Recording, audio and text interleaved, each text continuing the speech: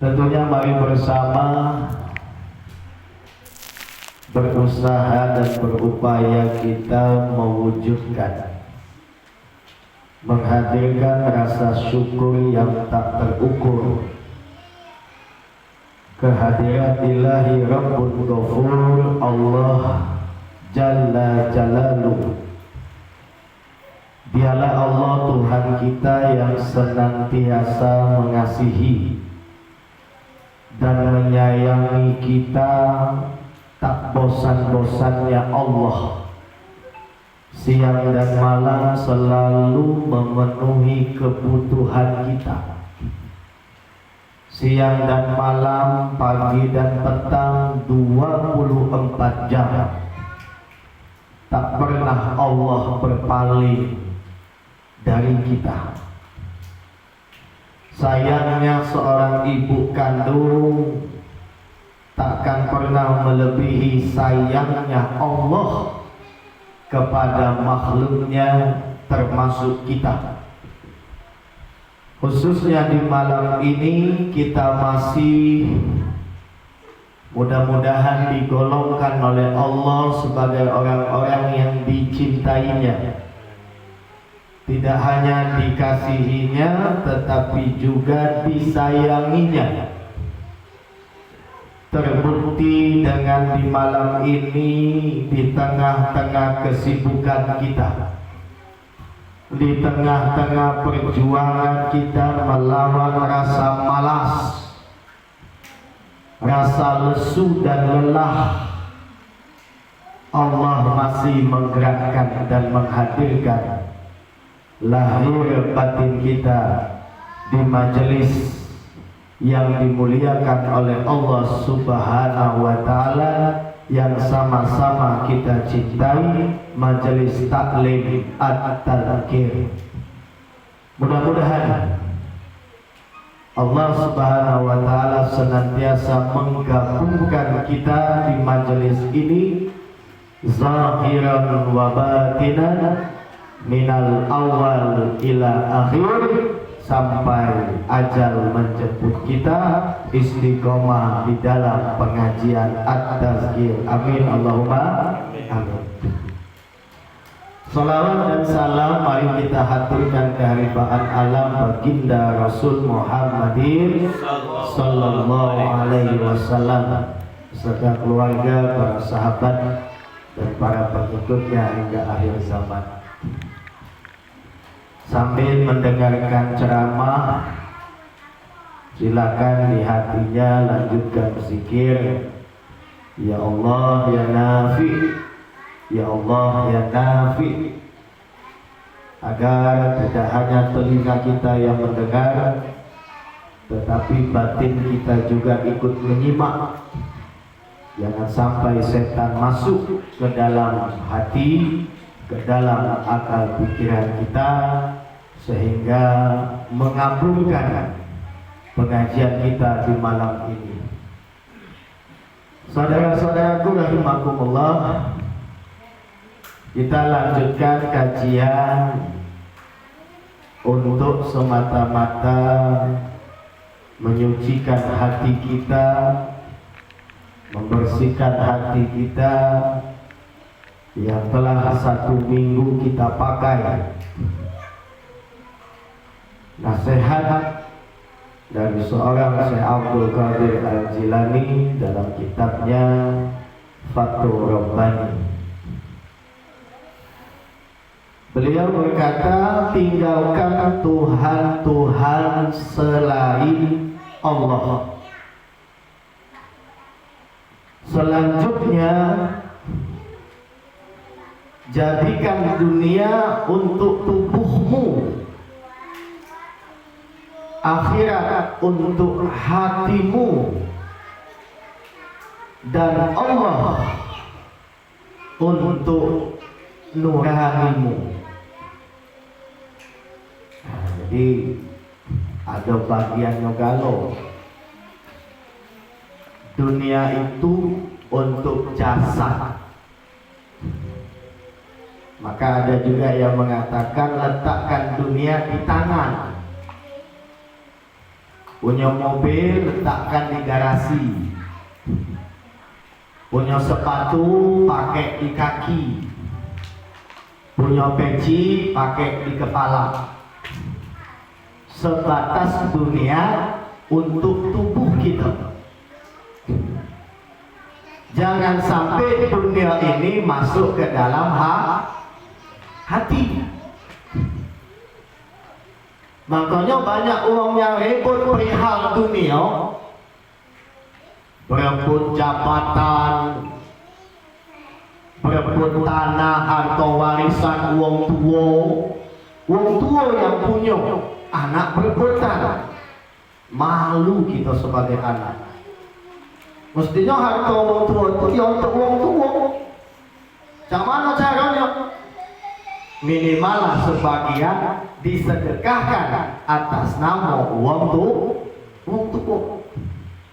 Ini ada adik-beradik berebut warisan, saling kapak, saling bunuh.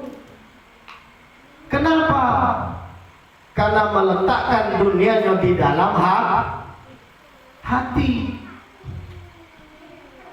Dunia itu, kata Syekh Abdul Qadir Jalani, letaknya di tubuh. Kapan di tubuh, kapan hilang, selesai sudah. Cari lagi. Betul? Nggak perlu kita sakit hati, bermusuhan gara-gara dunia, gara-gara utang, duit, tak berteguran. Aduh, ini orang yang nggak ngerti, ya mungkin nggak ngaji. Dan yang ngaji juga pasti nggak ngerti, ngajinya main-main. Letakkan dunia untuk jasad, kemudian letakkan akhirat di hati.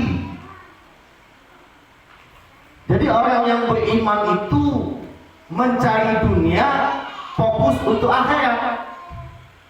Beda orang yang tidak beriman, mencari dunia untuk dunia, mencari dunia dapat untuk pamer, mencari dunia untuk poya-poya nafsu dirinya. Itu orang yang tidak beriman. Tapi jangan salah,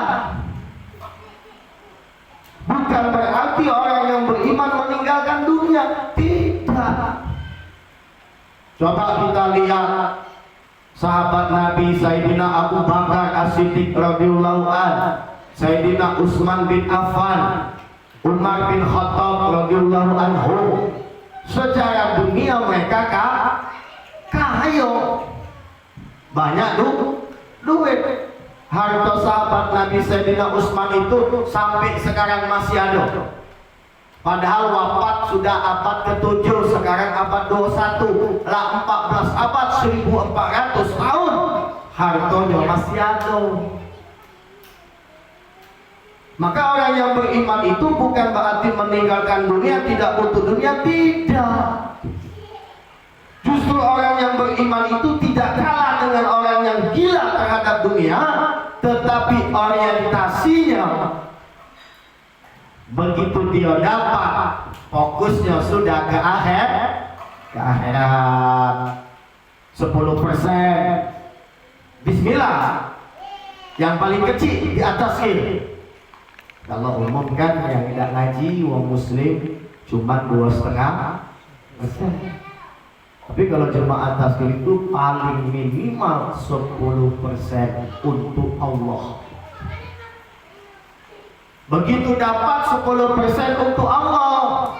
Apa untuk Allah? Sebagian untuk fakir miskin, punya keluarga lihat adik-beradik yang susah dikirim, punya pondok pesantren dibantu sebagian. Kalau ada jemaah kita yang kamu ada video di atas pusat itu, namanya Romo Jumari. Romo Jumari itu dari bujang, dari remaja, dari mamat, umur mamat, ya, melok ngaji, melok eyang murga zali. Sampai sekarang, alhamdulillah beliau itu sekarang ditunjuk Pimpro, pimpinan proyek pembangunan pondok pesantren At-Taqi Nurul Ghazali di Tangerang, Wong Jawa Timur. Beliau itu ini Eyang yang cerita. Kalau Eyang cerita tidak mungkin mudi ke infaknya 60%. Jadi kalau dapat duit 1.600.000 dibagi ke 400.000 bawa balik. Itu Romo Jumai. Yakinlah kita tidak bisa nurutinya. Betul. Sayyidina Umar bin Khattab 50%. Ya. Apakah Umar bin Khattab keluarkan infak separuh miskin? Tidak. Apakah itu taruhlah yang jauh sudah meninggal Umar bin Khattab, kita tidak kenal. Ini uangnya masih hidup. Ya, sekarang lagi pegawai di Tangerang. Coba tanyalah sama beliau. Bahkan beliau itu pernah dapat duit habis dibagi ke nyok. Dapat duit lagi habis dibagi ke nyok. Alhamdulillah. Terbangun rumah mewah, punya pabrik, punya gudang. Kemarin terakhir acara Haunea 100 anak yatim disantuni oleh beliau. Jadi kalau nak kaya banyak-banyak berinfak. Supaya bisa berinfak banyak-banyak pegawai. Ya mulai belajar dari 5% dulu, 10% dulu, dicoba dulu. Kalau misalnya bohong, ternyata tidak dibalas diganti oleh Allah, tambah miskin, berhenti berinfak. Ya. Nah, saudara-saudaraku, orang yang beriman tadi meletakkan akhirat di hati, dunia di jasad, akhirat di hati. Allah di mana? Ternyata Allah, menurut pendapat beliau ini, letakkanlah Allah di dalam nurani. Nurani itu di dalam hati, hati di dalamnya. Contoh, ini rumah, di dalam kamar itu, nah itulah Allah. Letakkan Allah di dalam kamar di hati kita. Letakkan Allah di dalam hati yang paling dalam. Namanya hati nurani. Maka jangan ada selain Allah di dalam nurani kita. Jadi ini sebetulnya tingkatannya. Dunia letak di jasad. Kapan dia hilang, selesai. Tak usah direpotkan. Biasa. Akhirat masukkan di hati. Oh besok aku nak mati, cak mano. Hanya sudah mikirkan akhirat. Cak mano matinya lemah. Cak mano kaget di akhirat, yaumil hisab, yaumil kiamat nanti. Idak saro. Sudah mikirkan akhirat, masukkan di hati. Kemudian Allah masukkan di dalamnya hati lagi. Bawalah Allah di dalam hati kita. Allah, Allah, Allah. Berusaha. Sebab yang paling susah itu adalah ingat Allah di dalam hati. Nah, bagaimana supaya Allah bisa masuk ke dalam hati kita? Keluarkan Tuhan selain Allah di dalam hati. Apakah Tuhan selain Allah di hati? Keluarkan ego kita. Nak mengang dewek, menganggap diri paling benar, orang lain salah, keluarkan sifat itu. Dipanggil, akulah yang paling bersalah, orang lainlah yang banyak benar. Keluarkan sifat iri, sifat dengki. Keluarkan sifat mudah tersinggung, mudah dendam, mudah marah. Keluarkan sifat bakhil, hubung dunia. Inilah yang dimaksud keluarkan Tuhan selain Allah. Baru bisa memasukkan Allah di dalam hati. Selagi Tuhan kita ada banyak dalam hati kita, maka Allah Al-Haq tidak akan pernah masuk ke dalam hati kita. Makanya perlu konsep ngaji ini. Aulia Allah mendapatkan taufik hidayah dari Allah. Salah satunya adalah Syekh Abdul Qadir Al-Jilani. Beliaulah yang membuat konsep ketuhanan. Ada yang diawali dengan taubat. Jadi kita taubat dulu. Taubat itu ada dua. Taubat lahir, taubat batin. Yang pertama taubat lahir. Apa taubat lahir? Demi Allah ya Rabb, aku tidak akan berzina lagi, aku tidak akan maling lagi, aku tidak akan makan yang haram, minum yang haram lagi, aku tidak akan berbuat zalim lagi. Demi Allah, detik saat ini aku taubatan nasuha ya Rabb. Taubatlah lahir. Tapi kalau masih doyan maling, doyan yang haram, masih jauh.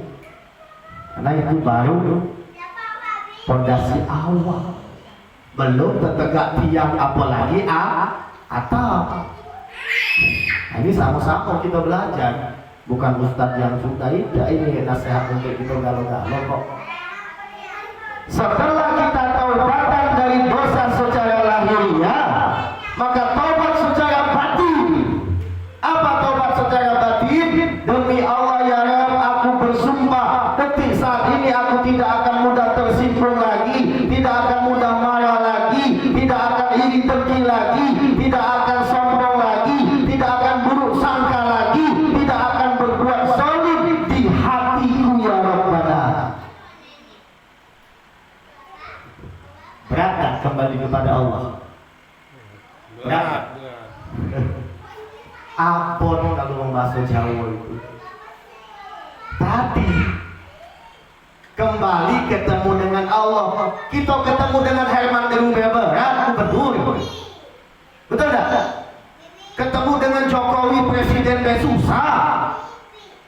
Ketemu Bill Gates, siapa yang presiden Amerika? Joe Biden tambah susah. Apalagi ketemu Allah. Maka syaratnya kata Allah taubat. Taubatan nasuha. Taubat yang sebenar-benarnya taubat. Dan taubatan nasuha itu salah satu caranya bersumpah. Kalau tidak bersumpah biasanya balik lagi. 3 hari taubat, hari keempat lagi baliklah. Kalau disumpah yakin, ini Al-Quran, disumpah, dipegang, saksikan 2 wong. Ya Allah, detik saat ini demi Allah, demi Al-Quran, aku tidak akan benci wong lagi. Apabila aku membenci orang lain, maka cabutlah nyawaku ya Allah. Yakin tidak akan pernah benci lagi dengan wong lain, sekalipun wong itu zalim kepada kita.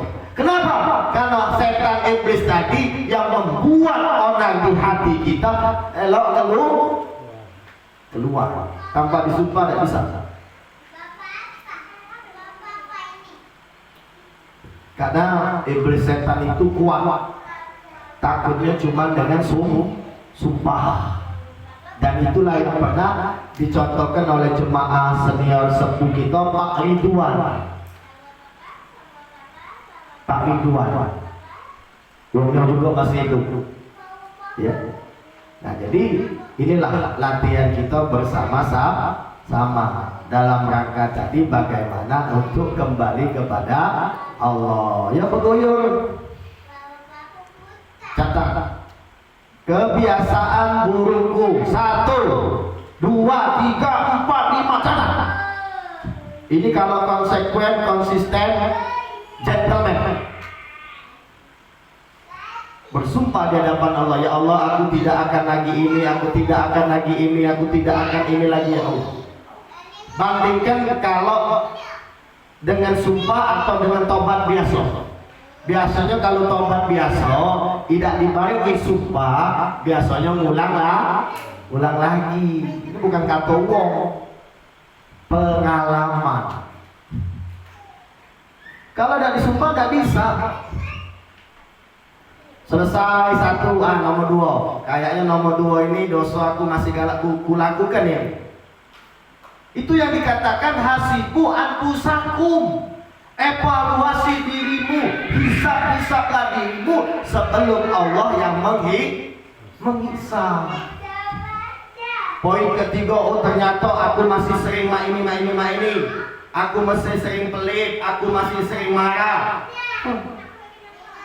Nah, tentunya minta bimbingan bantuan dari Allah. Kami dulu disumpah. Dulu ada di satu tempat, ada ustadz-ustadznya juga. Karena ayah tahu, namanya guru dan mungkin tidak tahu. Ada ustadz A benci sama ustadz B. Sudah dinasehati dulu bolak-balik, sudah didoakan dulu bolak-balik. Bertahun-tahun masih benci sama ustadz B. Akhirnya ayah datang ngambil Al-Quran, dikumpul kalau bersumpah. Kami masuk ada di dalam itu. Kata eyang yang mimpin sumpah, inti sumpahnya, ya Allah, kutuklah kami 7 turunan apabila kami sesama ustaz saling membenci. Maka detik dan saat itu kebencian hilang. Kebencian hilang. Akhirnya seluruh ustadznya saling mengasihi, saling menjaga. Takut dengan 7 turunan, terkutuk anak-anak keturunan kita. Tentu tidak galak, makanya sudahlah hilangkan. Nah, itu contoh. Baru jadi. Kalau tidak disumpah tadi 80 tahun, sampai ada yang keluar dari atas membawa dendam. Kenapa? Tadi tidak berani disumpah dan tidak berani untuk memperbaiki diri. Setan iblis di kelemahan di dalam tubuh kita. Begitu kita ajak peternak tadi nekat tadi, mulai mikir iblis setan tadi bahaya kata iblis. Tidak baca lagi, diajak dulu ke kawan ini. Keluar aku kaget terkena kutuk juga kata iblis. Nah, ya. Apapun itu. Dan itulah yang dikasih resep oleh Eyang Guru. Katakan di hadapan Allah untuk pertama kali kalau belum berani dengan 2 saksi tadi. Ya Allah, aku pernah berbuat ini, aku pernah berzina, aku pernah ngambil duit uang lain, harta uang lain tanpa sepengetahuannya. Tolong ya Allah, detik saat ini aku tidak akan maling lagi, aku tidak akan berzina lagi. Tolong ya Allah. Nah, inilah yang juga ditunggu oleh Allah. Maka istighfar itu ada 2. Istighfar orang awam dengan istighfar orang berilmu. Istighfar orang awam tak ngerti judul, taunya astagfirullah. Pikirannya kemana-mana, hatinya kemana-mana, cuma mulut ke astagfirullah. Habis beristighfar, berbuat bersolat. Istighfar orang awam, istighfar orang yang berilmu, inilah yang diajarkan oleh guru kita. Boleh membaca istighfar akan membayangkan dosa-dosa yang pernah kita lakukan di hadapan Allah. Hati berikrar, subhanallah, astagfirullah. Aku pernah berbuat ini ya Rabb. Hati beristighfar, berikrar, maka ampuni aku detik saat ini, aku tidak akan berbuat lagi ya Rabb. Nah, itulah istighfar hakiki. Kalau tidak seperti itu, yakinlah kata Eyang, 1 miliar lah kita beristighfar, perbuatan tingkah laku tidak akan pernah berubah. Semoga kita yang bodoh, hati kita yang masih jauh dari Allah, cuma harapan satu kita bagaimana ingin kembali kepada Allah. Semoga senantiasa selalu dibimbing oleh Allah dengan hidayah dan rahmatnya. Amin ya rabbal alamin. Mari selanjutnya kita berzikir kembali kepada Allah. Zikir yang pertama kita niatkan untuk menghilangkan Tuhan-Tuhan selain Allah di hati kita.